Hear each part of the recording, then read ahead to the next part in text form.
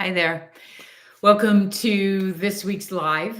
I appreciate you stopping by whenever you're able to and for coming back for the conversations. And it's done as a Q&A, but you know what? I have questions for you. And if you end up having questions for me, fantastic. I'm happy to take them in the chat or you can send it ahead of time. And uneven here. This week, we're talking about authenticity. And the reason this subject is, besides the fact that it's this week's podcast for Intuition, Your Success Compass, it's a word that has actually annoyed me in the past. And if you've been in the world of self help or metaphysics, or any world really, you hear the word authentic. And some at the time that I was coming to it over 23 years ago now, there were a lot of people who would walk around with, I just want to be authentic. I want to be so transparent with you. And it was like a veiled attempt to tell you what to do with your life. And it felt like a big spiritual bypass to me. As long as I say I'm being authentic, it doesn't matter what I do with my words. And to some extent, this is still done today. And my reason for talking about it um, is that I actually believe in authenticity. I believe it's when we're listening to our most heartfelt self, when we're connecting with our soul, when we're tapping into this beautiful universe that we have. There is a feeling of realness, of um, candor, soulful connection that is truly what authenticity is about. And yes, it's about being yourself and being your true self, whatever that is, because it seems like just when you figure out who you are, there's an expansion that continues to happen. And then you may be learning more about yourself. You will be learning more about yourself as you grow and expand. So, being one's authentic self is going to be an ongoing process, just like getting to know yourself will. So, when someone says that they're, or in the past, when someone would say to me, I'm being my authentic self, and I just want to be authentic with you. It almost felt like when someone says, I'm very spiritual. Like, should you have to tell me that? Or should you just be living it? Should you just be embodying it? Now, the path to authenticity, again, being an ongoing one, um, can come from various directions, right? Like it can be that you read a book or you meet someone who's just so comfortable within themselves and who they are that you start thinking, is that authenticity? Like, is that what I'm seeking within myself and within my life? And I think so, because I think authenticity and awareness are like travel partners, in order to embrace the authentic part of you, the real part of you, the true part of you. Man, you have to be willing to become aware of the parts of you that you may not like, and the parts of your life that you may not like and that you may be seeing that just, don't resonate. And that takes bravery. Living truly authentically connected to self is challenging. It's freaking challenging because often in our authenticity, our survival instincts will be challenged, right? Because you may have ideas about life. Hopefully, you have ideas about life and how you want to live it and what the world is possible for the world that others don't share. And if they're close enough to you in your circle, in your family, in your partnership, it may trigger something within you that it doesn't feel safe to share these things. So I think it takes bravery for one to decide to live authentically. But I also think it's something that we don't necessarily announce. It's something that we come to because we just can't stand the discord within ourselves any longer. And I've always maintained that everyone is wildly intuitive. Everyone is able to read energy, perceive it, tune into it, and process it.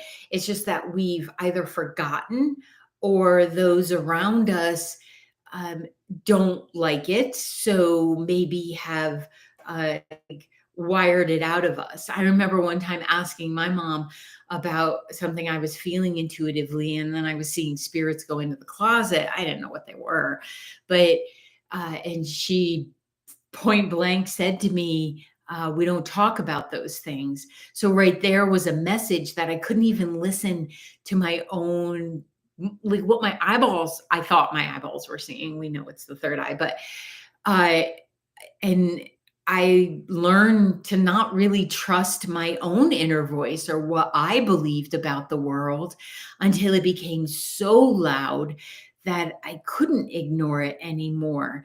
And yeah, it did butt up against my survival instincts because, well, number one, I'm one of 8 kids. So in that environment, there's a lot of energy that gets pulled to and fro, but you also want to belong so much that you don't go kind of against the current. So I'm the only one seeing this, and it I'm being told that we don't talk about that. Like they already had a meeting and somebody forgot to invite me, but she's letting me in on this. Now, hindsight being what it is, I realized, well, posthumously after she passed, that she likely had similar experiences, because otherwise, why would you have an opinion about it?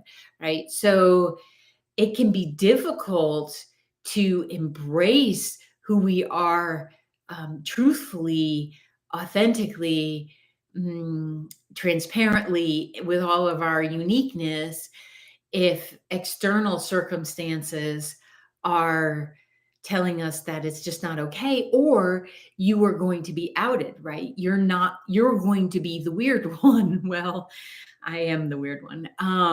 Wildly, energetically independent, real, and I'd like to think dynamic.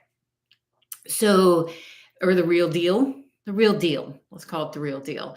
So, if you've asked yourself, well, I really want to explore self-awareness more, and where does that line up with authenticity? It's the foundation. Being willing to know how you're wired, appreciate how you're wired, um, and have a deep understanding of your own emotions can absolutely help you connect in relationships and have that word that gets tossed around a lot, authentic relationship, because we have to show up as our truly ourselves, and that means like truly who you are today, because each day hopefully you're learning something or expanding on something before. And I've phoned it in quite a bit in my own life, where I am a really, or previously was a really good chameleon. Have you noticed this about yourself? If so, likely you're very empathic. um, People who have a heightened level of empathy can be what I call a chameleon. Like they can change their colors and give what the audience is looking for, or what their partner is looking for, or their teachers, or their parents. And it is a level of masking, because we learn to almost pick one off the wall, right? Who is it that you want me to be? Well, I can do that. I can become that person.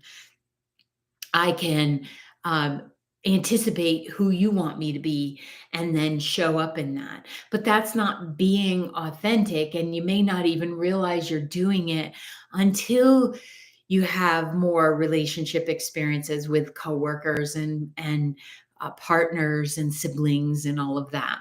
So I don't want you to beat yourself up if you've been that chameleon or you've been someone who anticipates what someone else needs and then changes their personality, because we all want to belong.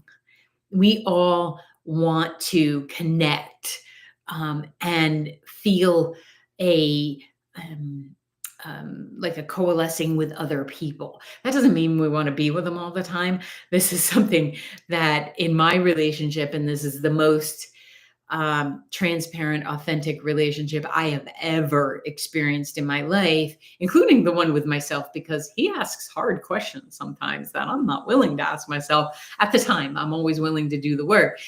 But in our relationship, I'm the one who needs time to myself in order to be there with other people, because I learned through this process of developing my intuition and doing readings and coaching with people that if I don't have that space, I cannot be authentic with anyone. I can't be real.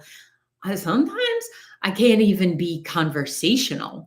I hope I'm always kind, but I can't be conversation. I'm like, "Bleh," have nothing left. And if you are wired in a way that you're very clairsentient or you have a lot of empathy, I'm like, I'm talking with my hands so much today. I just realized that I'm really gesturing. Um, well, then you may have a more challenging time understanding who you are and who you want to be in relationship with other people. Now, the priority is for you to be in relationship with yourself. None of us came into this experience as a soul and a physical being to do the work for someone else or for the benefit of someone else. We hope it benefits others. We hope that we contribute, but we all came in with the very same intention, desire to learn who we are, to bring that uniqueness to this, uh, I don't know, cooperative experience, hopefully, and to understand that we have something to contribute. So we have to know who we are first in order to be in relationships that are authentic. And again, I'm going to say it again, that requires bravery, because sometimes that requires, I can't be with you. I can't figure out who you are until I figure out who I am. And this um, agreement that you may have with yourself absolutely will bring in people who are more aligned or like-minded, um, connective, understanding, respectful, mutually respectful. Because once you stop changing who you are for the benefit of other people, um, you will find your people. I promise it works. It absolutely works. So along with the awareness and creating authentic relationships, it you want to bring a mindfulness to all of this, not judgment. Do not judge yourself for presenting or for showing up in the way you thought other people wanted you to. There will be no judgment on in any of my stuff of yourself, okay? Because it's important that the self-reflection has room to grow. And it can be defeating if you're looking and you're endeavoring to be mindful and to practice self-reflection if you've got the judgment going there. And that means that you'll have to unwind some of the messages that may be in there that tell you, well, you can't be like that. That's not like all the other people. Well, yeah, that's the point. Because your individuality is exactly what we need in this world. Because all of us wiring the way we are and contributing in bringing who we are makes this beautiful tapestry that's full of. I have this picture in my mind right now of this gorgeous tapestry, but it's all lit up kind of like the light brights, if anybody's old enough to know what those are. So when you're practicing the mindfulness, either through meditation, through self reflection, through journaling, through conversations with people you feel the most comfortable with, ask judgment to sit on the shelf. Just say, can you go sit over there? You're not helping me right now, because I really want to know who I am and who and how I can authentically be in the world, so that I may engage in these relationships, and not just intimate relationships, but relationships with your kids, relationships with your friends, with your coworkers, with your community, with your church, with our greater experience of the world. We have this beautiful ability to be connected with people all over this globe and beyond, energies beyond. And without that static of what other people expect us to be, because of the practice of spending time with yourself, um, there it will be easier to be yourself wherever you go. I have an intention of being whomever I am, wherever I am. And I started this about 7 years ago, somewhere around there, because I've been told my whole life I'm too much. I'm too loud. My laugh is too loud. If I'm caught off guard by something funny, it is loud, but I like to think it's contagious. Um, and I don't think I have any high level of intellectual um, capability. I just think I'm wildly curious and want to know about everything. And I bring that to the party. I'm too sensitive. Well, of course, I heard that, right? And I'm too opinionated. But I have boundaries that I had to work on because there were none established for me in childhood. And that to me, and every time somebody says I'm too, TOO, I take it as a compliment, but that took a lot. That took a lot of therapy. It took a lot of self-reflection and me asking, is that really true? Like a little Byron Katie work here. Is it true that I'm too much? Because I seem to have these people around me that actually enjoy these aspects of me, and I'm sure you do too. And the more that I spent a lot of time with myself after my husband passed. That just happened to be. Kids didn't live at home. Well, did for just a short period of time, and then she moved out. But I spent a lot of time with myself, and I realized I don't think I'm too anything. I'm me. And when I bring that out, I noticed that the relationships that I was having were that much more real and authentic and easy. Oh my goodness, were they easy? And I had to learn how to open up, like that was safe to do, because I did hear this message, ooh, too competitive. I heard that a lot. And I never understood that because it's not been my desire. I don't like it to be like, I have this and you don't. That's never been. Even my report cards used to say, of course, I could talk to anybody. I was too talkative, but I could talk to anybody. But I was very inclusive. I wanted everybody in, third grade on. There was these messages, but I was told I was too competitive. And I did figure it out later. It was with myself and then with the people I was sharing that when I discover something about myself that I don't like, I will delve into that and I will figure out what is that? Why am I doing that? How is it serving me? Could I change it? Do I want to change it? Am I making up a story? So I would do a lot of that. And in doing that, I realized I was sharing this with someone's, um, and they read it as competitive, like I was competing with them. And I'm like, but I was talking about myself. So the more time you spend with yourself, not in avoidance, like on the phone or mindlessly watching TV. I'm all for a good show, movie, or whatever. But the more that you do that, and the more you spend time with you, the more you'll know who you are. And then that word authenticity will be there.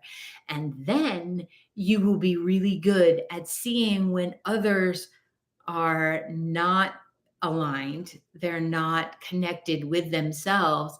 This is, again, not to be in judgment. This is to recognize and have compassion for, and I don't know, maybe be the example of what lined up and truly loving oneself looks like.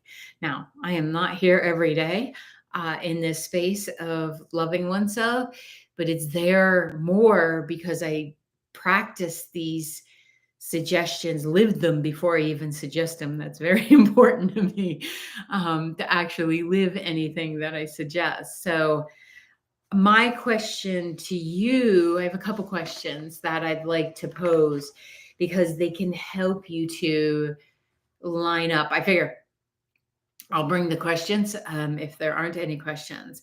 So, I'm going to toss a few out, okay? And you can decide if this resonates for you or if it's total bunk. That's great, right? So, what insecurities, we all have them, right?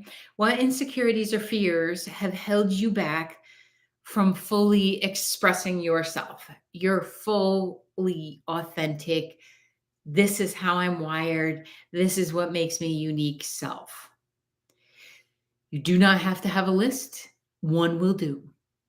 So, for me, truly expressing my intelligence or my interest in my understanding and like I'm a researcher. I love research. I love asking questions. That's why I'm a good coach, because I will ask the questions because I kind of have a need to know. And once I have a need to know, I can help you to know how to best navigate that. Once I have the information, I always have the need to know. So if you just look at one fear or insecurity that you have and challenge it, like have a conversation with it, have it sit in the chair across from you and say, why are you here? Like, what are you serving? How are you helping me? Because when we hold ourselves back, it is helping us. It's helping us from not stepping out into, or stepping into rather, that energy of truthfully being who we are. It's protecting us. And again, maybe we needed that protection at some point in our life because it wasn't safe to be truly expressing our sexuality or our identity, expressing our beliefs or our doubts, or what we believe about spirit world or any of that. Okay, so maybe it did protect you at some point, but challenging that fear to say, is that true in my life right now? Because when you are willing to look at your insecurities and your fears, and this is true for all of us, they dissipate. I really believe they're like that kid that's going, mom, mom, mom, mom, mom, mom, mom, mom, mom, mom, mom. And then when you go, what? They say, hi. Like they want our attention, and their subconscious is where it's in those filing cabinets and everything in there. It wants your attention. So, what fear or insecurity may have held you back from fully expressing your authentic self? And once you have one that you identify with, just let it be there. Like you don't have to go on this great big quest to annihilate it, to get rid of it. I wouldn't suggest that. It will get bigger. but you can understand yourself. Um, and then, maybe what areas of or aspects of your life where you're not being true to your values. Maybe what are your values? Because to understand you're living authentically, um, you need to know your values. So one of mine is integrity. And if I find I'm being out of integrity with myself, oof, it feels awful. So if I've said I was going to do something and I didn't do it, I have navigated enough that the critic doesn't show up, but this part of me that feels out of alignment will. And I feel like that's just a call to action for myself. So, especially if I've promised someone I would do something and I haven't done it, that's where I would not be true to my values. So I have to show up in order to be true to my values. So, what are some of your values? Are they honesty? Are they clarity? Is it clarity? Is it integrity? Is it truthfulness? Is it hardworking? What are your values?